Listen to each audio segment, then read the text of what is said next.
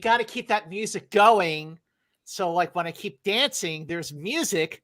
But I love Perri, Jeff, how you just you're getting on board with the FYC dance. If I could figure out in StreamYard how to make the music go longer, I would, Mance. Okay, well that's out of my abilities. Figure that out. Well, I just think I've got more energy because it's not 8 a.m. Well, yeah, that helps. It's great to see you with energy. It's great to see everybody here live on FYC on Perri Nemiroff's channel. So make sure you're already subscribing. If not, do that right now. We are back with a brand new episode of FYC, and we are going to revisit our picks for the Oscar nominations for Best Director. The Oscars are on March 10th, 2024, and we are closing in on 2024. Man, this year really, really flew by. So the first question for you, the amazing Perri Nemiroff, is how do you think we did on our picks before for Best Director, which were Christopher Nolan for Oppenheimer, Martin Scorsese for Killers of the Flower Moon, Yorgos Lanthimos for Poor Things, Greta Gerwig for Barbie, and Alexander Payne for The Holdovers. What do you think? I think we did extremely well. There is a change in my list, but it's not like an out of left field change. It was very much something we discussed as a very real possibility on that episode. So I think we were close to spot on. All right, Jeff, what about you?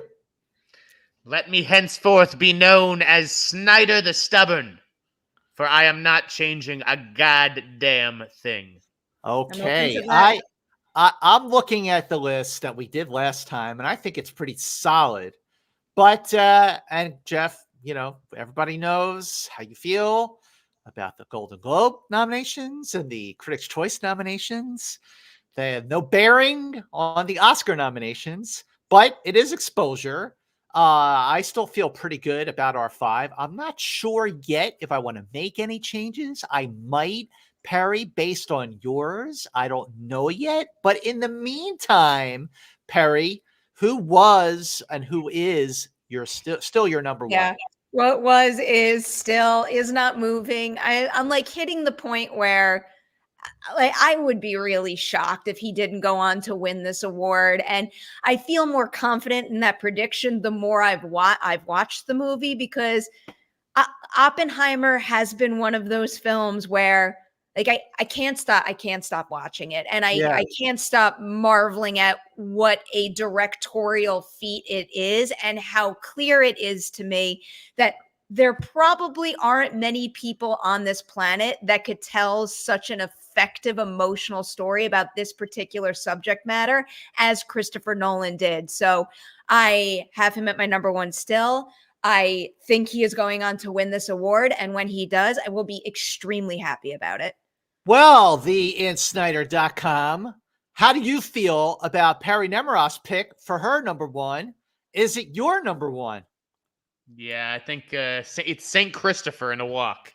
He's going to go home with gold. He just got to, limit interviews, right? The only way that Oppenheimer can mess this up is if somebody says something wrong in an interview, or Christopher Nolan starts denigrating visual effects and like people associated with Marvel movies or something, which is half the town now. Just play it cool, and you got this. Same with Robert Downey Jr. Well, I gotta say, I both of you are absolutely right, but I have a new number one. It is a number one that I did not mention the last time. And it's Air, directed by Ben Affleck. No, I'm just joking. My number one is still Christopher Nolan for Oppenheimer. Like, man, what are you doing? What are you doing? No, it is still, I mean, come on. St. Christopher is, I mean, I still think he's the one to beat. Although, I mean, there are a couple of directors nipping at his heels, but I still think, Jeff, I think you're right. As long as he just keeps playing it cool, which Nolan does very, very, very, very well. And Perri, to your point, Oppenheimer is a triumphant cinematic achievement that just gets better and better with repeated viewings, and it is worthy of repeated viewings. Jeff, what do you got? Well, I just wanted to add, I know this isn't the best director episode, or sorry, best picture episode, but it's like his wife, Emma Thomas, deserves her moment. Yes. Exactly what you just said, Jeff. This woman's been in the background of his entire career, everything that he's done. She's been right there with him. She needs to be the first person at that microphone. When then Wow, if that's a if really, that really movie good point. wins, That if is a that movie very, wins. very good point. But yeah, So Nolan. basically, go ahead. Go ahead. Go ahead. No, go ahead. I'm done. I'm No, I done. was gonna say, Nolan getting Best Director and Emma getting, being at the podium for Best Picture, of course, with Nolan.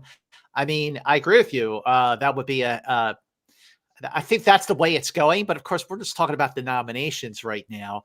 Right. We are definitely going to talk about the predictive winners after January 16th when the nominations are announced. But in that case, so Perri, who's your number two? My number two, I mean, again, it's probably pretty clear that I don't see anybody else winning, but this nomination feels like a guarantee given who he is. My number two right now is Martin Scorsese for Killers of the Flower Moon. The movie has been doing a little better than I expected on the awards circuit thus far. I was a little concerned that, during release, it was really, really hot, and then that buzz would fizzle out a little and we would see it dipping in the ranks, but it's staying pretty strong right now. And also, again, he's Martin Scorsese. He's going to get nominated for this movie, so he is my number two. Yep. All right, Jeff. Who does number two work for? What do you got? He works for Martin Scorsese, who is also my number two. But it's like, let's just keep in mind, like, whoa, the critics love Martin Scorsese. Shocker. Okay, the Academy didn't give this guy an Oscar until The Departed. So it's a different story, folks. I'm not surprised Killers has done as well as it has with all the critics groups, because my thoughts on that. But yeah, I think that the Academy is a different bag, and I still have Nolan ahead of Marty. Well, I agree with that. I have Martin Scorsese also at number two. I just recently watched The Departed, and I mean, I think the movie definitely holds up. It's a fantastic movie, but I still think that he should have won for whether it was Taxi Driver, Raging Bull, or Goodfellas. But like you said, Jeff, now that's not an issue because he already has his Oscar. So like that pressure of, oh, you got to give it to Scorsese is not as strong as it was back in 2006 when, which is when The Departed came out. But look, I got Scorsese at number two, and I agree with you, Perri. I think the movie's doing a lot better during this now that we're really starting to get in the thick of it. He's showing up at certainly all these other nominations for critics groups and Globes, and some of the different critics groups have already given named Killers of the Flower Moon Best Picture. But in that case, what is your number three? My number three is Greta Gerwig. I think there's going to be many categories where the Barbenheimer thing is still present, and you don't split them up. I think both films were a cinematic feat in the middle of the year. I think we need to respect the fact that they were box office juggernauts, and that does mean something, and that they sparked an enthusiasm for big screen movie watching that I think we kind of needed. So I applaud both of them for that. And then also, kind of similarly, nobody in this world would have made a Barbie movie like Greta Gerwig made a Barbie movie. That movie would have been drastically different with anybody else at the helm. And again, that's one of those concepts where plain old doesn't work unless you have a director who has like a clear overall vision and an understanding of how to bring the best out of all of her department heads and then bring all their incredible work together. And I think that's what you see in Barbie. There's no way she's not going to get nominated. Agree. Jeff, where is Greta on your list? I am inclined to agree with Perri that she is number three. I think, you could even make a strong argument that she's number two. Yep. I think that is a very strong argument, but I have her at three for now. We'll see if she can maybe steal a prize here or there. And also, let's see how let's see which category up in as far as screenplay. Mm-hmm. And then let's also see if she pulls out like an upset victory in whatever category that is, effectively. It's possible. Excellent point. I have Greta Gerwig at number 4. I mean, but I could easily move her up to number 3 or number 2 for all of the reasons that you just said. I just feel like Barbie is actually gaining momentum.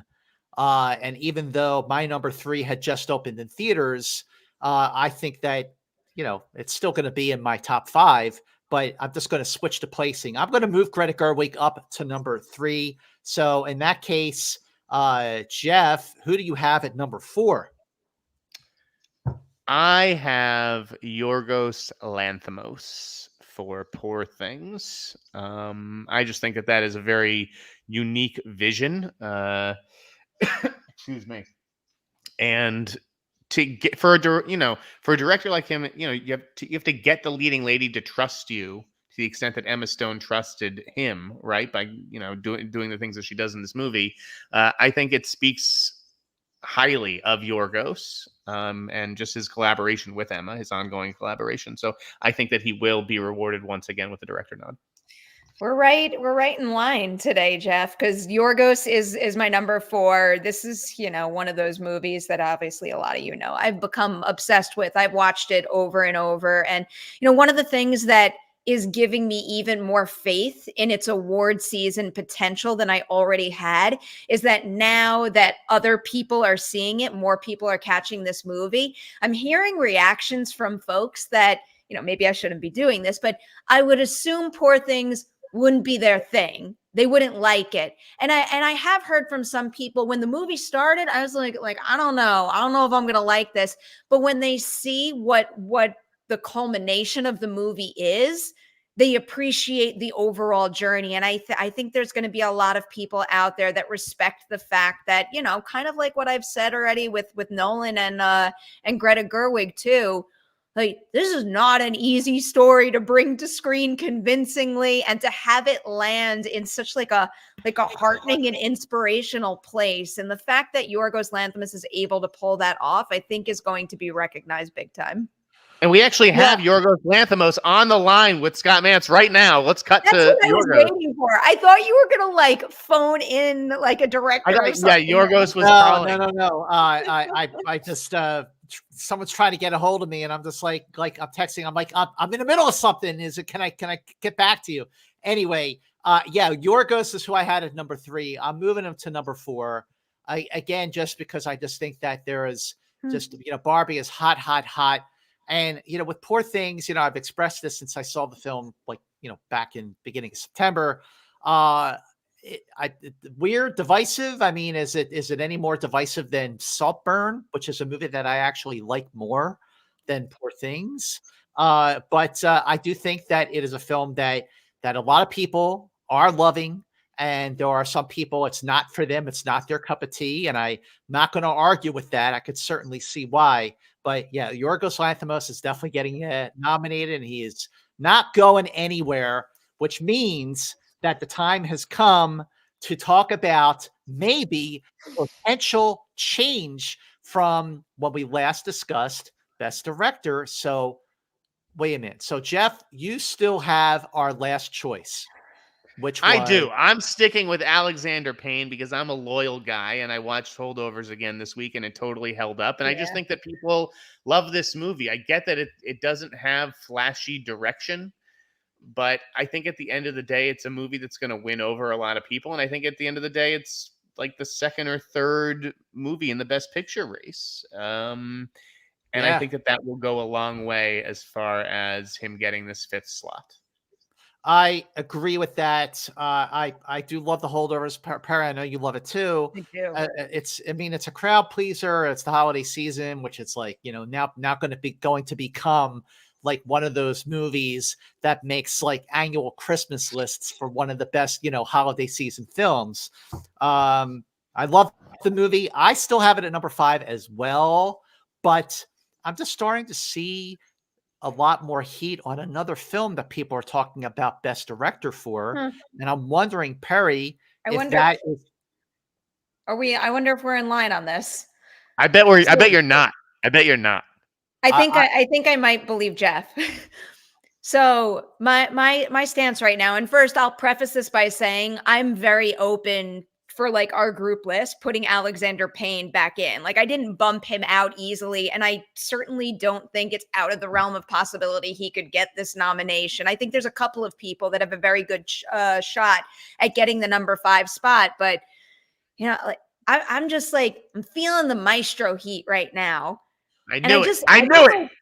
I watched some of that movie, and like again, I'm like this is a director who put so many years of his life into bringing this story to screen a certain way, and it exceeded all of my like usual biopic expectations. This is just not the movie I expected, and it's so much better than the movie that I expected that I have to respect that. And also just like all the work he puts in behind and in front of the lens, and the very specific choices he makes that, again, another director wouldn't have made that I found really impacted the film for the better. I love the holdovers. It stresses me out to bump the holdovers out, but I'm starting to lean into the fact, I think we might have brought this up last time, that maybe Alexander Payne could get bumped out here in favor of a writing nomination and possibly a win in the end. So right now I'm leaning in that direction. I'm going to give Bradley Cooper my 5th spot and bump Alexander Payne to number 6 for now. You're right. Jeff is right that that's not who I was going for. With Jeff, can you guess what I was going for? Yeah, we're talking about Glazer. We're talking about Jonathan Glazer. Yeah. Yes, we are. Yeah. You see, this is why I think it's just ridiculous. I'm sorry. Just hang on. Hold that thought for a second, Jeff, because I've got a lot of thought. Agree with you. Now we're thinking with our heads here, not our hearts. And with my head and my heart, I'm still extremely confident to leave Alexander Payne in the number 5. And with my head and my heart, I completely support Perri moving Bradley Cooper into the number 5 spot. For sure, what he did behind the camera with Maestro was as up there as his performance in front of the camera. It's top notch. And if he gets in, makes the cut for director, I'm down with that. I'm happy with that. If Alexander Payne gets in, like we discussed, a couple weeks ago, and certainly now, I am down with that. I am happy with that. He's still my pick, but a lot of people are talking about Jonathan Glazer for Zone of Interest. I know how you felt about the film, Jeff. And I mean, I definitely liked it a lot. I could see why his name is getting bandied about for Best Director for Zone of Interest. I don't know. It could happen. I'm not putting my money on it. I kind of want to stay with Alexander Payne here. Okay, there are so many factors in play that we're about to talk about, and I think we have to talk about with the most uncomfortable first, which is, and I wanted to ask Perri about this. Do you think that the allegations against Alexander Payne will cast any sort of pallor over his campaign? Will women not vote for him? Oh my! I like, in all honesty, I was not aware of anything. Me neither. Really? Yeah, really. I swear. Okay. Alexander Payne was, allegedly sexually assaulted Rose McGowan. She's made that allegation very publicly. I did not know that. Now her timeline of events does not necessarily jibe with Alexander's career, but those allegations are very much out there and very much public. I did not know that. Did not know anything about that. I'm gonna have to do some homework on that and research. Understood. Okay, so that's the Alexander Payne part of it. There's the Bradley part of it, which is, do people, if he's going to get a Best Actor nomination, which seems very likely, are people really going to give him a second nomination as well for director? Sure.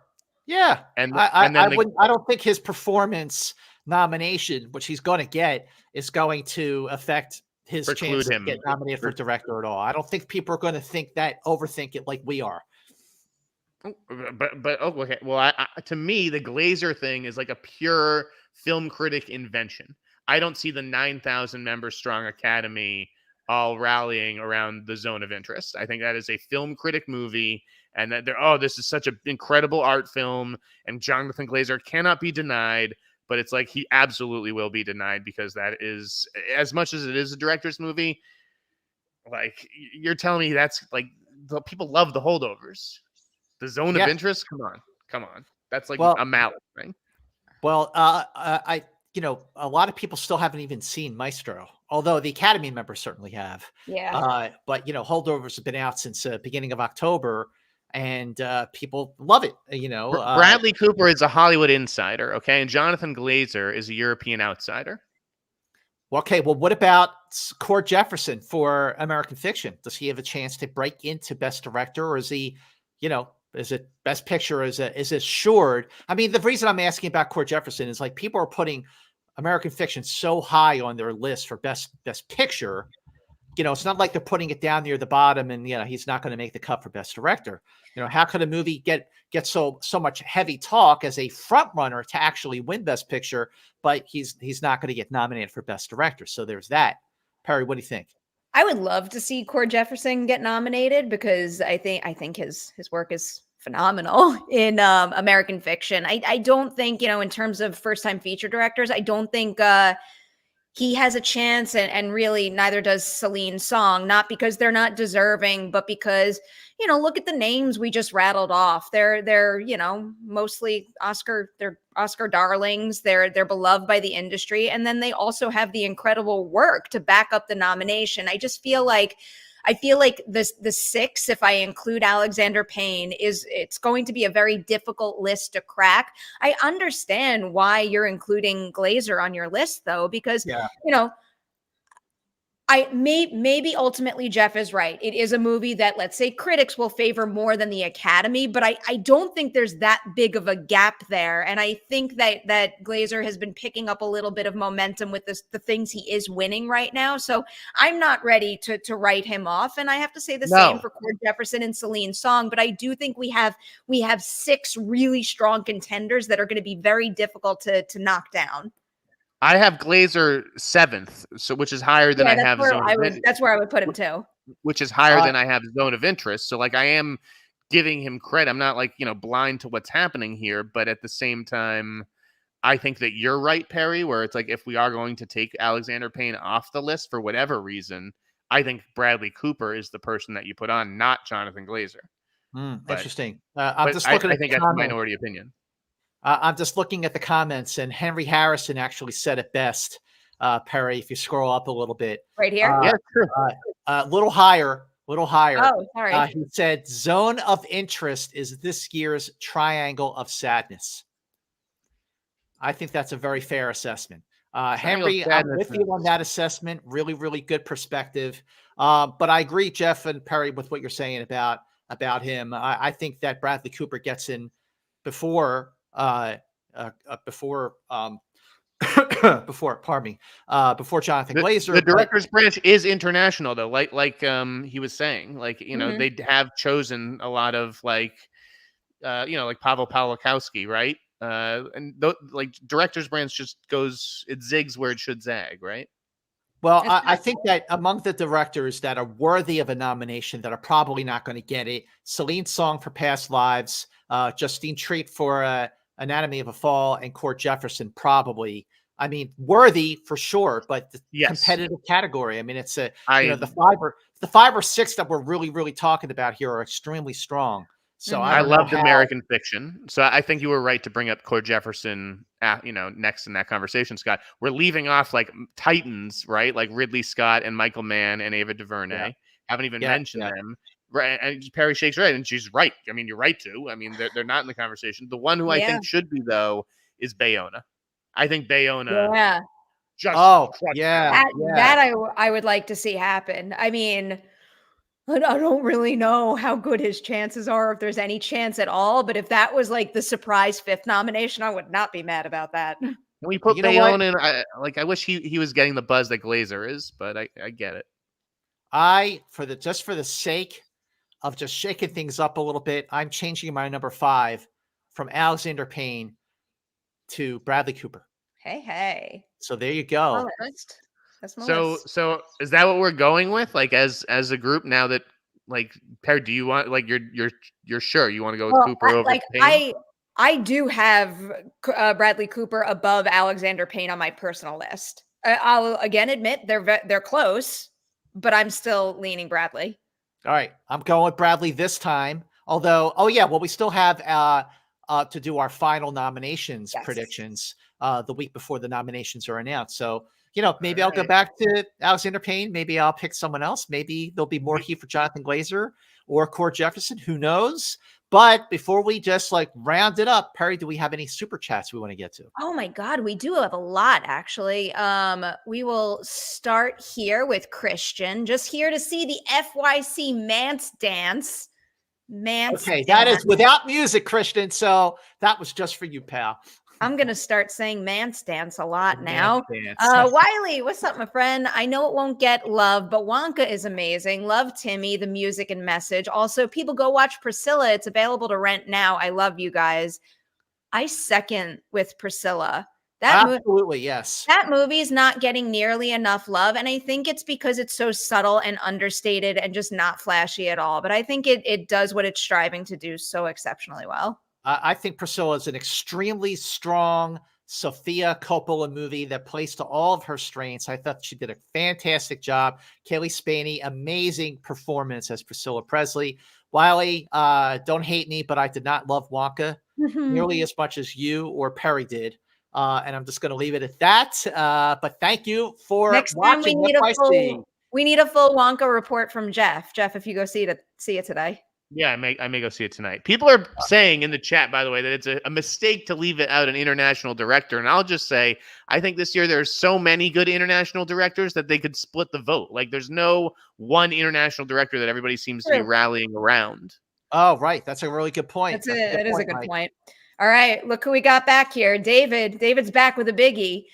The obvious clear five are Nolan, Scorsese, Lanthimos, Payne, and Jonathan Glazer. I feel like you guys are gaslighting yourselves about Barbie's chances in above the line categories. As much as you guys are refusing to believe it, Greta Gerwig is getting snubbed. I don't think she's getting snubbed. I mean, so. David, I think I see why you're saying that. Yes. I'm just going to assume that you're kind of looking at Barbie as this year's Top Gun, just a big Hollywood movie. But it was more than that. It was a movie that really touched a nerve, struck a chord. It's a phenomenon. A lot of people saw Top Gun, but they didn't dress up in flight gear and aviator sunglasses like people dressed up in pink. Even the guys, Jeff David, right now. I was where you are. I was there a couple months ago where I was like, before I'd seen the Fincher and Ridley Scott and Michael Mann, I was like, there's no way Greta Gerwig is getting a nomination over these guys. I think she's getting a nomination. All right, Perri, what else you got? All right, Jordan's up next. Many people think the technical aspects of directing when predicting best director. Which director is most likely to get in based on their directing the actor ensemble with style, tone, and nuance? It's a good question. I'll actually take this one, and I think it, honest to God, is Cord Jefferson. I think that is such a tricky balance of tones. It'll make you laugh one minute and cry the next. I love that entire ensemble. It's not really getting its due, but everybody in the movie is good. Erica Alexander, woman, the older woman who plays their caretaker, the grandmother's caretaker. I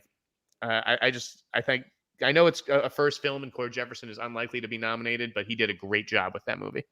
See, I thought, Jeff, you were going to say Poor Things, Yorgos Lanthimos. I feel like that is a movie where, look, it does have a great ensemble cast, even though obviously, Emma Stone is the star as Bella, but in terms of style and tone, it's up there. In terms of nuance, maybe not. There's nothing nuanced or subtle about Poor Things, but I think that's it's an extremely well-directed film. I will say though, even though, Oppenheimer is bigger and maybe a more Oscar-y film, if we even want to call it that, his work directing his actors in that is pretty exceptional. I was just obviously rewatching Emily Blunt's scenes with a pretty close eye because of the conversation that I had to moderate. And my God, the nuance and precise turns in some of those scenes are just so perfect. And then also when you look at how deep that ensemble runs and the fact that every actor, even if they barely get a line in the movie, still feels whole and they have a presence. that's an actor's director thing too, in addition to them just being talented all on their own. So I give Nolan some credit in this respect also. We have Mike here now. My bold prediction, no matter which film ends up winning Best Picture, Christopher Nolan will win his first Oscar for Best Director. I want Oppenheimer to win, but I'll settle for a split. There I think you it's go. getting A both. split. A split? Yeah, I think that the heavy money is on Oppenheimer winning, but I am of the opinion that there could be a little movie that sneaks it. So, Mance, I know you got a hard out. Do you want to bounce and Jeff and I will finish the super chats today? I thought his hard out's 12:25. No, I don't know. I gotta go. Your call. Okay, I'm gonna just say our top 5, and you guys can continue with the super chats. Finish your host. Our picks for Best Director for this edition of FYC are Christopher Nolan for Oppenheimer, Martin Scorsese, Killers of the Flower Moon, Yorgos Lanthimos for Poor Things, Greta Gerwig for Barbie, and Bradley Cooper for Maestro. Just going to say once again, make sure you subscribe to Perri's channel. Let us know in the comment section what you think of our picks. Make sure you subscribe to Jeff Snyder's newsletter, theinsnyder.com, and catch Jeff Snyder and John Roca on the Hot Mic. Guys, great talk. And until next time, FYC you later. Bye, Mance. Bye, Scotty.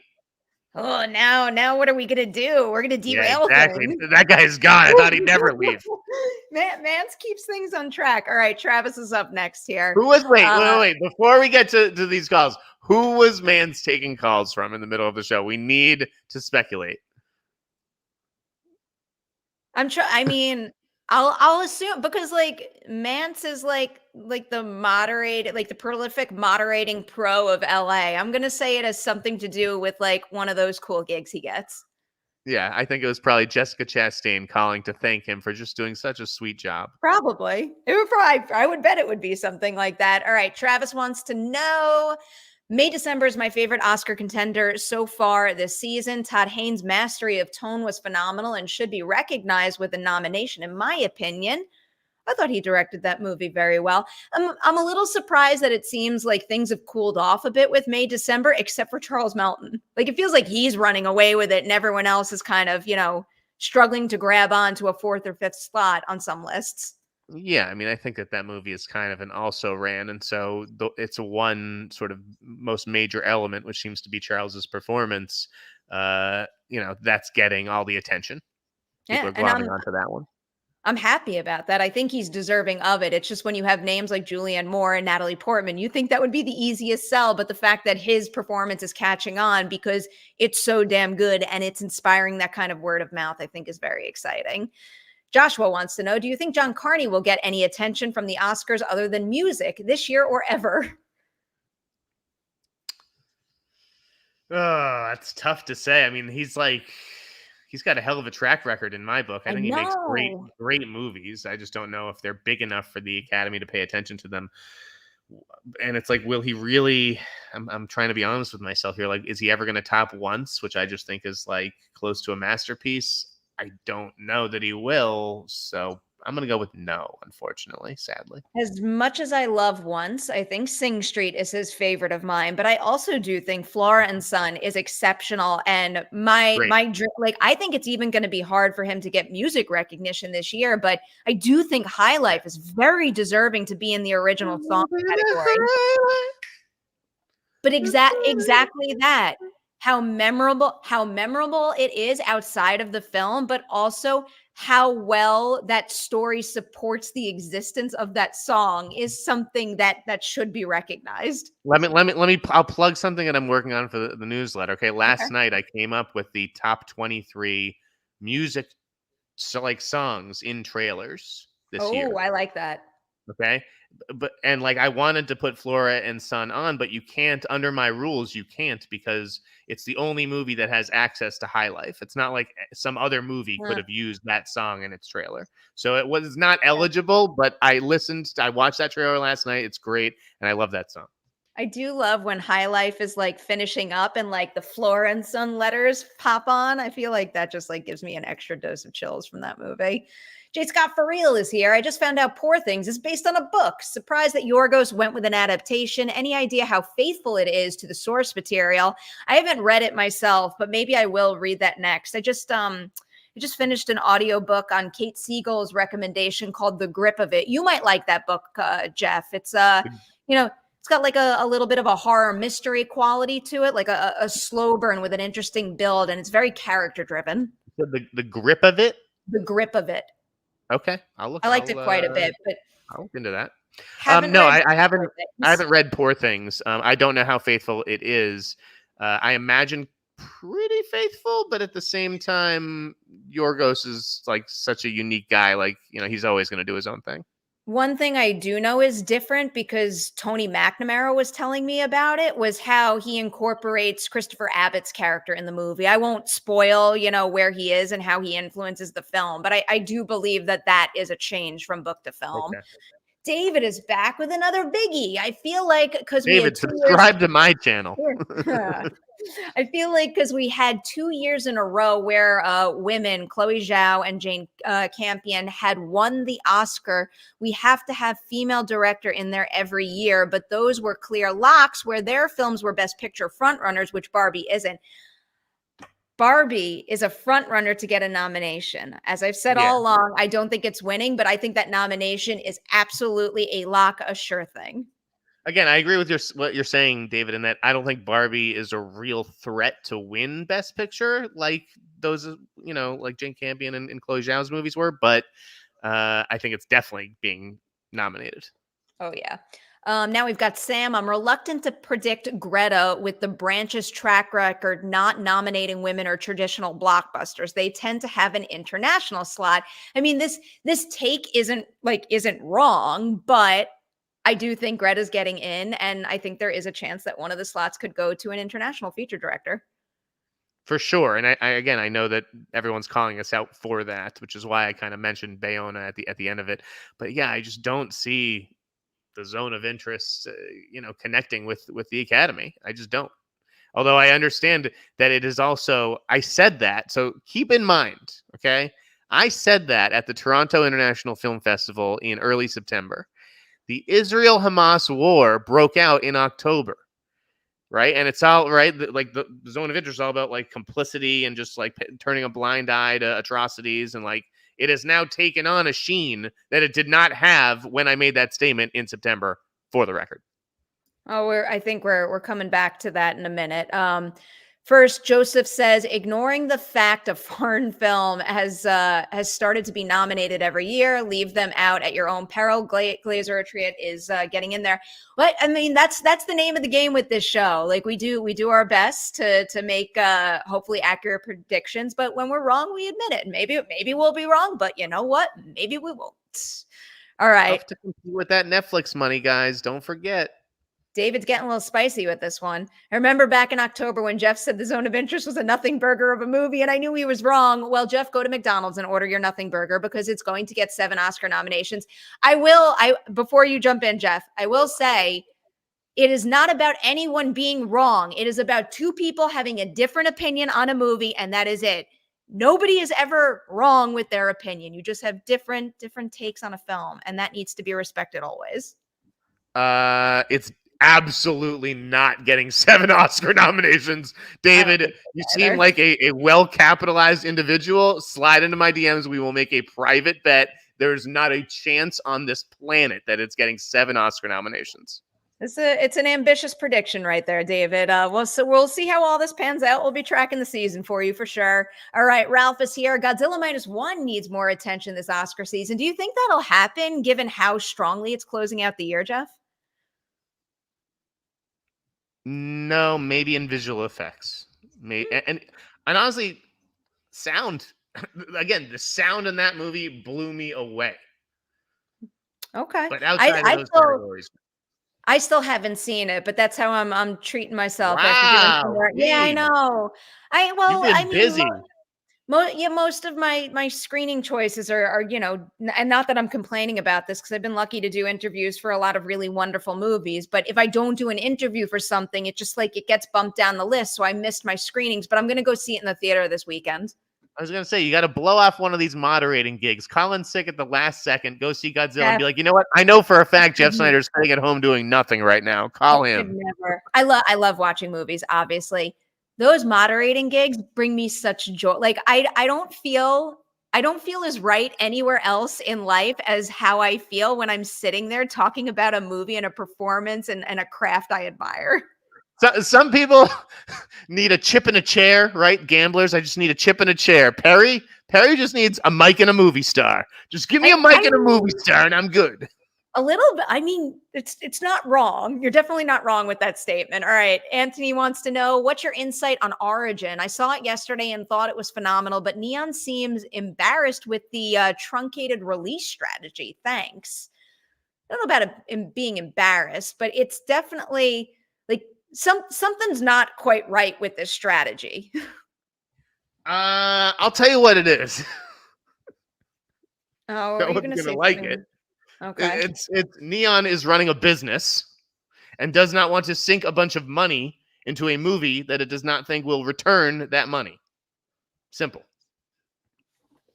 I mean, I don't want to imply that is what's happening here, but we'd have to talk about the fact that this is a They're business all the great, time. great movies all the time that come out and don't draw an audience. That's fine. Hmm. Neon is a theatrical distributor.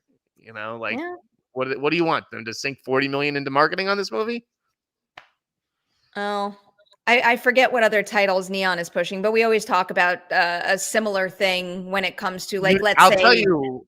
I'll tell you what it's pushing, Perri. It's pushing Ferrari, which is a very expensive movie that they need to pay a lot to Nah, market and get their fair. money back. There's only so much money to go around. I wish it was just about the art and never about the business, Jeff. But then the business wouldn't stay afloat. So what am I saying? I don't know. Dan wants to know, I know that this isn't the topic, but does Zac Efron get an Oscar nomination? I think he's really good at Iron Claw, but I don't think he Me, gets a nomination. me too. I think he's right on the bubble. If he had done that performance in a movie that like maybe a little less dark or like I think you're right. Like when you and Scott are like, yeah, I don't know if it's a real like awards contender. Iron Claw. I think I'm with you on that, but he is great. He's right on the bubble for me. I actually think the release strategy might have changed the conversation on that one. If it came out and premiered at like Yeah. Telluride or TIFF and forced the conversation down that path, I think we could be talking a little more seriously about it getting nominations in multiple categories. But because like it obviously was released during award season, but because of the way it premiered, I feel like it's not quite clear, is it just trying to be a good end of the year box office performer, or is it an Right. actual contender? And that's hurting its chances a bit. Yeah, I mean, because again, what is to me what is like the best performance of, like the last decade off the top of my head? Casey Affleck in Manchester by the Sea. This is a very similar movie. People are like, this is the Manchester by the Sea in a wrestling ring, where it's just like one horrible thing happening to a family after another. And so it's like I think that I don't know, like his performance is deserving, but the movie is just not. I don't see it catching on like Manchester did. I thought that was the comment that was taking us out today. And then more popped up. John is Sorry. here. Breaks my heart that Payne and Greta are ahead of Celine's song and Justin Triet and even Hayao Miyazaki. Also love -1, love story of the year. I mean, this is like the same thing this is like the greatest problem to have, actually. To feel really passionate about so many people deserving nominations and not being able to break into the race. So you know what? I'm happy to wish that there were more opportunities to get nominations because I think there are more people deserving of them than the 5 slots can give this year. Yeah. No, I mean, obviously an embarrassment of riches and a ton of contenders. David's coming for you, Jeff. I'm ready to make the bet with you, Jeff. I'll follow you on Instagram, and I think we both shuddered when Saltburn was, Saltburn was in Best Picture at Critics' Choice. I can't wait for Society of the Snow. I'm seeing on the 22nd in theater. So I will say, I saw the Saltburn CCA backlash on Twitter. I voted for Saltburn. I love that movie. It's one of my favorite movies of the year, and it's one of the most fulfilling rewatches for me. And I also think the craftsmanship in that movie is just exquisite from top to bottom. I think that movie very much deserves that nomination, and I'm proud to have voted for it. Do you not agree? Do you not agree? Fine. I don't. I respectfully do not. And I respect that we have a different opinion on a movie. All right. Brandon, I believe, is our last one. And Brandon wants to know, any chance that fifth nomination to a possible international director could go to Miyazaki, seeing as this could be his last film? I don't think so. I think I do think The Boy and the Heron has a very good chance of getting an animated feature nomination, but I also still think it needs to put, some campaigning work into locking in that nomination. So I think the focus will be there and not on other categories. Yeah, animated movies just don't get director nominations. Which I can understand, but I also can't. It's both are directorial feats, but I guess the process is a little different. And as we talk about often on FYC, sometimes the voter mindset is a little narrow-minded, and it's tough to break out of what the traditional, what they picture the traditional job of a director is. So you really got to be, not Miyazaki's not a force, but I feel like the conversation needs to be feeling a little different right now for me to have any inkling that he could break through there. All right. Yeah. That's it. We did it. We did all of the super Wonderful. chat. Thank you for hanging and doing these with me, Jeff. And now it gets awkward because how do we outro without Mance? Do you want to? I'll do it. You say it so then I can click the end stream button. All right. Yes. Thank you, everybody, for watching. We will be back next week talking about something or other. Until then, have a happy holiday and FY. See you later.